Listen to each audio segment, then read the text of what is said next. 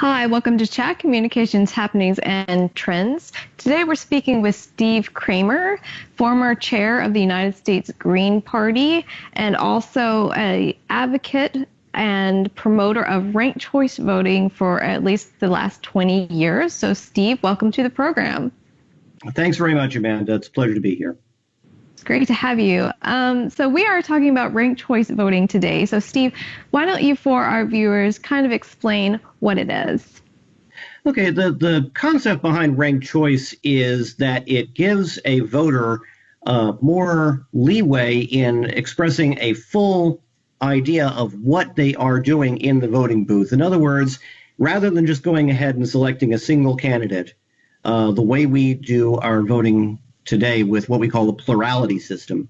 The ranked choice system allows you to literally rank your choices for candidates, so 1, 2, 3, and 4 kind of thing. The advantage of this is that a number of advantages. First of all, it gives a chance to have a majority rule as opposed to a plurality rule. We talk about the fact that we have majority rule in this country. We really don't. A majority is 50% plus one vote, which means that more people support you than do not. In the last election, for example, in 2016, neither Donald Trump nor Hillary Clinton had a majority of the people. We had no candidate with a majority, in fact. What ranked choice does is it guarantees through various different mechanisms, such as an instant runoff, the chance to have 50% plus one actually supporting through first choice or other choices in the ranking to support a winning candidate. Also, it provides you with a more broad sense of what the voter actually wants. What we're actually saying with our current system, which is the plurality system. Let's say there are 5 candidates. You walk into a voting booth, you choose one candidate, and you walk out. What you are actually saying with that vote is that there is only one candidate that you feel is acceptable to be in that office, and that all other candidates are equally unacceptable. And it's worth noting that practically nobody goes into a voting booth thinking that. Usually if you have 5 candidates, you have a system where somebody walks in and says, well, I want this person. I'll accept the second one. Maybe there's a third one you don't know a lot about, and you might have a neutral opinion about them. There's one you don't want, and there's another one that you would probably rather throw your vote away than have. So there is a natural ranking that we walk into a voting booth with on all candidates, and this allows that expression to be communicated through voting. So it provides for a more broad mandate on a candidate. How would ranked choice voting impact the current two-party system we have today? The most profound impact would probably be that it would eliminate what is called the spoiler effect. In a system, for example, and I'm going to use my own party, the Green Party, we are seen as being very close to where the Democratic Party position is, rightly or wrongly, at least in comparison to the Republican Party. And what you have is a vote splitting effect. You have a situation where if a certain number of voters are taken out of the Democratic candidates total, then the Republican candidate has more, they win. What this allows is for a situation where we have a candidate that does not do as well. Those candidates those votes can go ahead and count towards a different candidate, a second choice candidate. In this case, rightly or wrongly, it would be viewed as the Greens' second choice candidate would be a Democrat rather than a Republican. And that would allow this to basically count for others if you cannot go ahead and get your own candidate elected. Okay, so it would eliminate the spoiler effect so that nobody could come, so that it would be less likely at least for somebody to go, well, you threw your vote away type of thing, that phenomenon that has angered some portion of the country, especially in the last election. Mm-hmm. Is that what you're saying, essentially? Essentially, yes. I mean, and again, there's always going to be, a debate as to how that would be counted. But if we are assuming that, for example, Green voters would list a Democrat second, then first of all, that gives, again, the broader impact of what the ballot is actually saying. Rather than just saying Green, now you're saying Green, then Democrat, then Republican, or however you want to order it. And so it gives a lot more power to the voter to give a full mandate to what's going on. Also, you would see something along the lines of if a Democrat were elected in that fashion, where you had a number of second place Green votes or second place Libertarian votes or second place Independent votes, they would have a broader idea of what their mandate actually is. It would not be the sort of situation where they would feel they would have to play to a very narrow base within their own party. This would be something where they would have to appeal to a broader sector of the voting public. So could you kind of back up and kind of describe for our viewers what you mean by mandate? Certainly. In a case of a mandate, in general, what we have right now in the voting system that we have is that the mandate is essentially the will of the voters towards a certain candidate. What we have is a very narrow view of what that mandate is. For example, in the case of Donald Trump, he was elected obviously with Republican votes, but we don't have a clear picture of whether or not that was a picture of whether or not Trump's policies were really being favored, or whether or not it was a repudiation of Hillary Clinton or other candidates. So we don't have a clear indication, really, of what the voting public wanted for Donald Trump. In a similar case, if Hillary Clinton were to have won, we wouldn't know whether or not that was simply we're voting against Donald Trump or we're voting for something that Hillary Clinton wanted in office.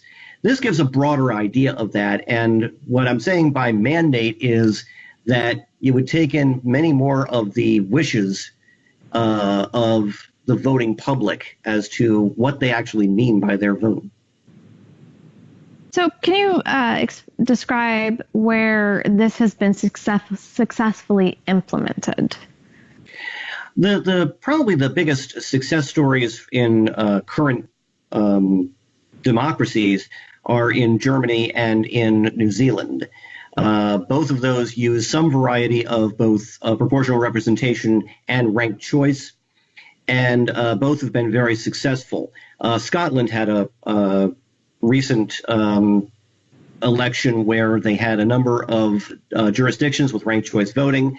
It was seen as very successful. People were able to go ahead and determine how to use the system fairly quickly.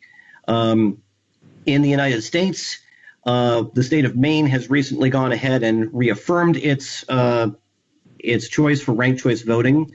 There have been a couple of other jurisdictions. I'm thinking of, for example, Tacoma Park, Maryland, that have used it for municipal elections. There's a few other jurisdictions in both Massachusetts and in Washington, which have used them in local elections. And in general, they've found a pretty successful rate of people understanding and being able to use the system easily. There have been a couple of places where they've had it and they've gone back to the system that they had. I'm speaking specifically of a couple of locations in Vermont. But again, that's something that they have familiarity with, and it's something that they could go ahead and readopt at some point. So is there a distinction between ranked choice voting and instant runoff voting? Yes, there is. The distinction is that instant runoff is sort of a subset of ranked choice. When we say ranked choice, all we're really meaning is the actual ranking of the candidates. So a 1, 2, 3, 4 type of system. And there's a number of ways of counting the votes that we are getting through that system, one of which is instant runoff voting. That's probably the easiest. With instant runoff voting, the idea would be in much the same way that a runoff election would be held. The lowest ranked candidate, if there is no majority winner, the lowest ranked candidate is eliminated, and those ballots that go to that lowest ranked candidate are given their second choice, so they're redistributed to other candidates. And that process keeps going until you have a majority winner. So I was reading that this type of voting could actually just reinforce a two-party system. What is kind of your argument against that?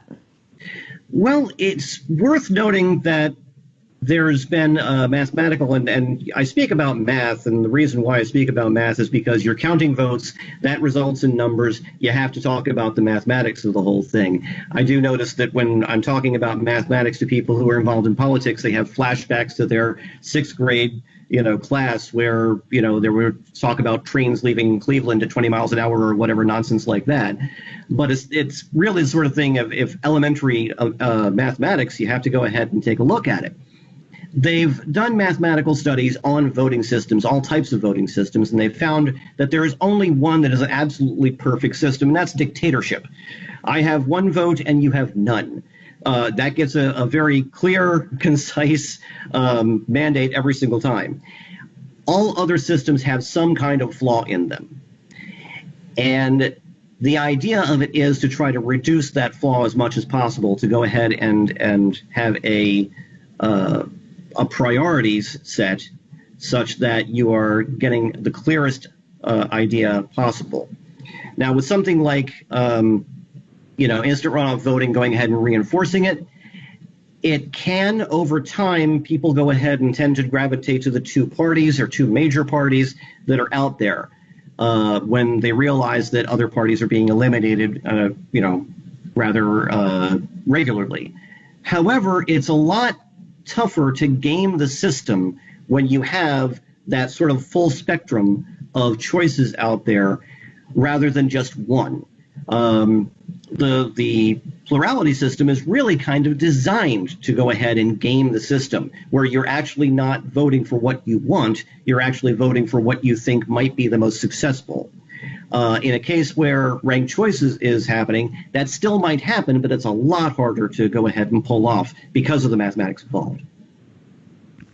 So another thing that I noticed, or at least one of the arguments against this type of voting system, is that it would just reinforce not only the two-party system, but the extremes of the two-party system. Now, you mentioned earlier that it could potentially mean that these candidates would have to speak to a larger audience or a larger set of voters. But in this case, is there any possibility that they would just whittle down to those extreme ends again?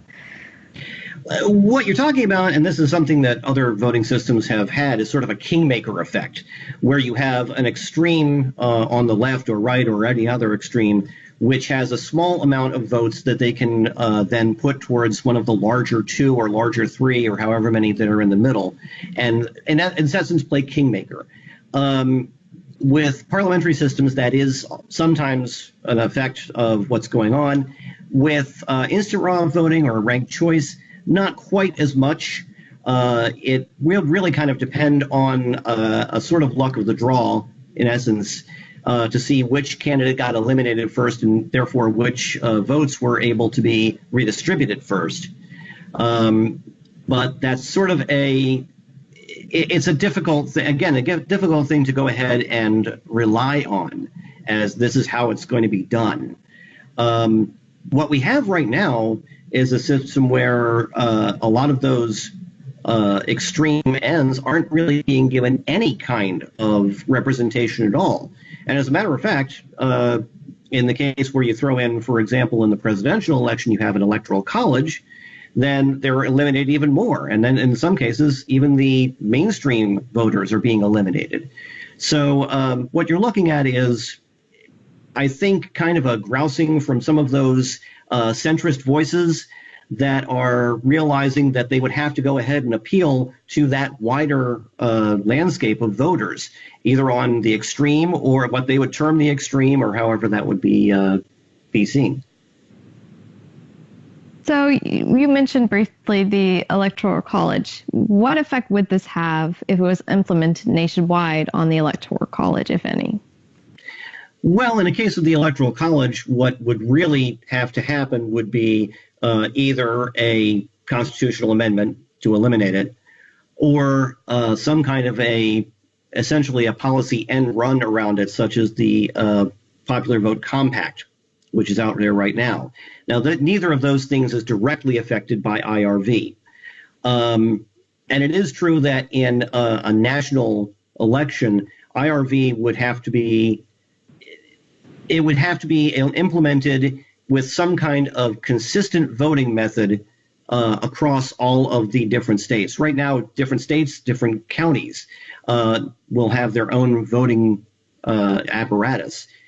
This would have to we would have to standardize that in some fashion in order to have an IRV where you could very easily take those candidates and give everybody their second choice. So it would be an overhaul of things. It would not necessarily go ahead and mean an overhaul of the Electoral College directly, but that would probably be necessitated.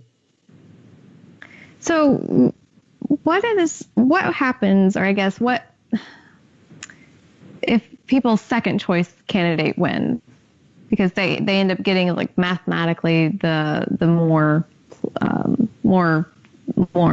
points, I guess, towards them. I think that there was an instance in San Francisco where that happened. That's correct. And it was actually, I think, the more progressive candidate that ended up winning. Mm-hmm. Is that something that happens frequently?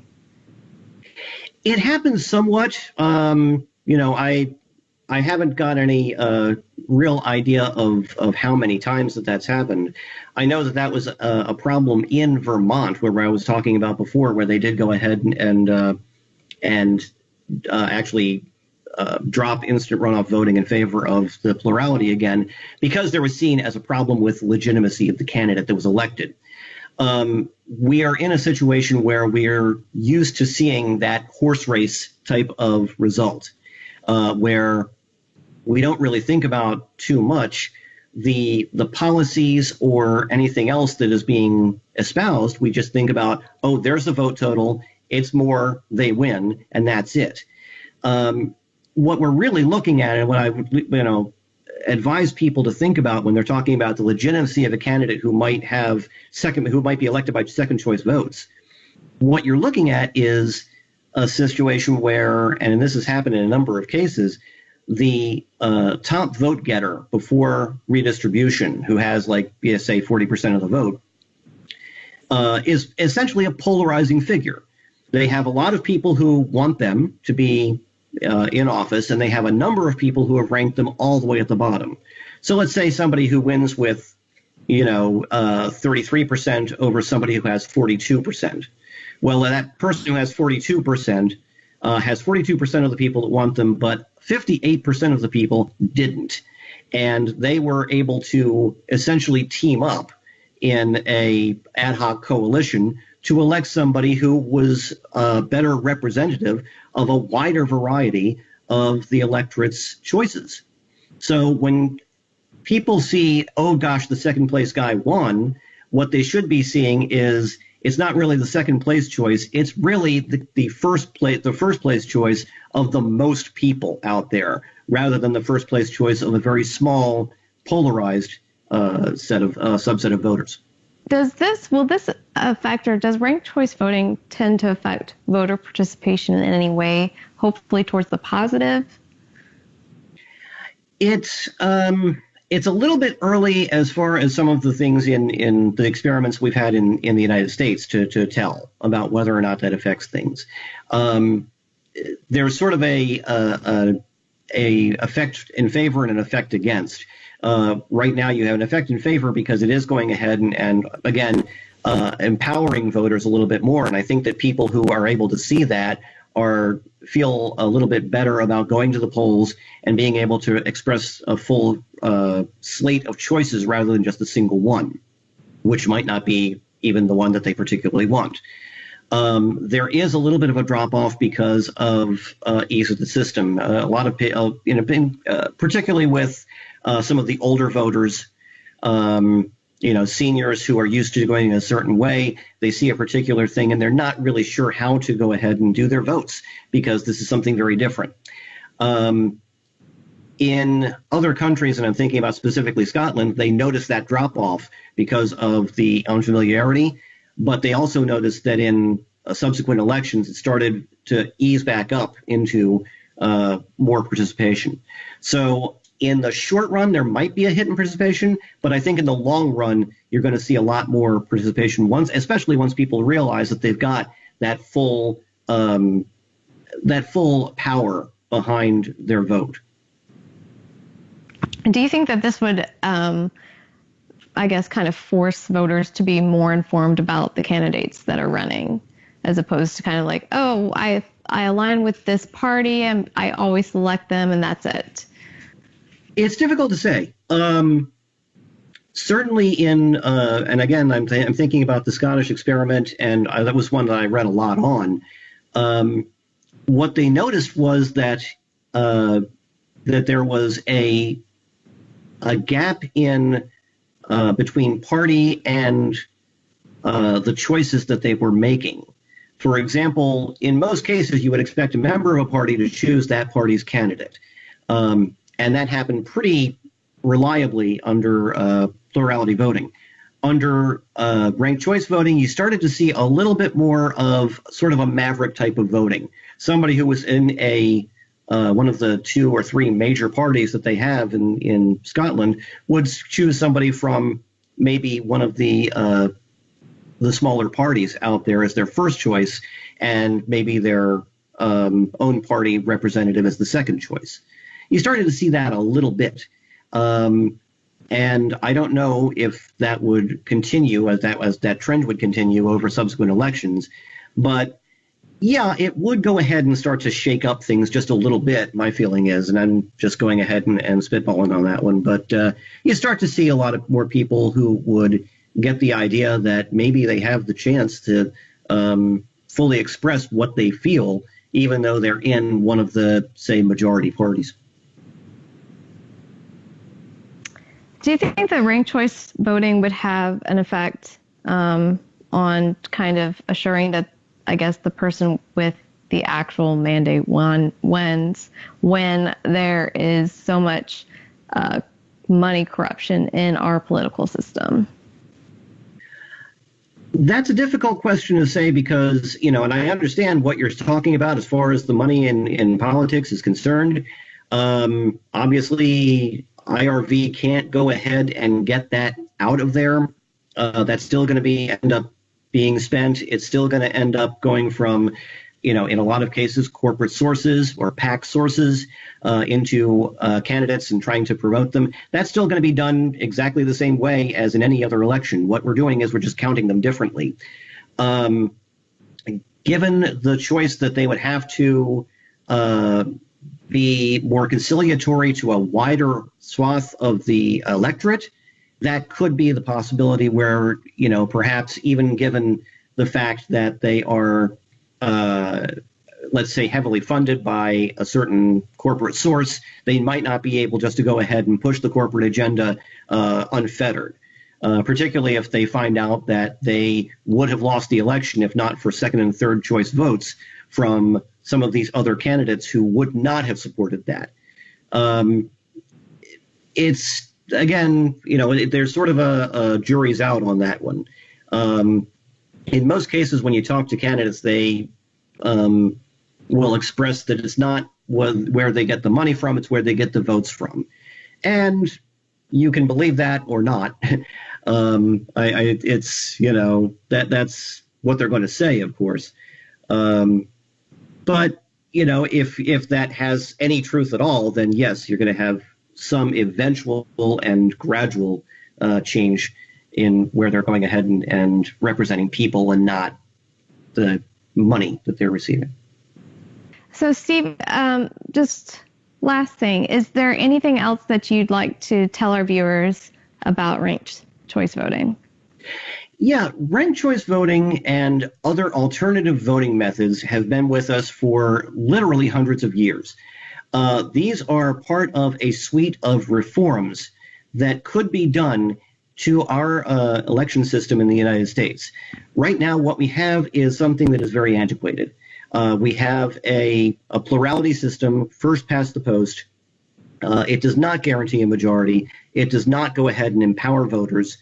And on top of that, for the presidential system, we have this electoral college, which further obfuscates things away from voters and towards a group of essentially elites. If we think about ranked choice, if we think about proportional representation, there are other proven methods that have been used in other countries. They've been used in local elections. These are things that can give power back to the voter as opposed to a group of elites in either party or a group of elites that allows them to put corporate money into a system in order to buy results that they want. In general, if we go ahead and thoroughly study these things, get familiar with them, get comfortable with them, and understand that this is not something that is being foisted upon us by some kind of, system that can't be understood. This is understood. It's easily understood. It's easy as 1, 2, 3. It is something that we can use in order to take back control from unelected representatives and elites and give it back to the people. Great. So we just spoke with Steve Kramer about ranked choice voting. Steve Kramer was a former co-chair of the United States Green Party. And so, Steve, again, thank you so much for talking with us. I really enjoyed having you. Thank you very much, Amanda. It was great being on. You just listened to another episode of Chat, Communications, Happenings, and Trends. Please remember to like, subscribe, and share. Also, head on over to our Patreon page at www.patreon.com/ActifyChat and help us bring more content to you by supporting us. Thank you, and keep fighting the good fight, my friends.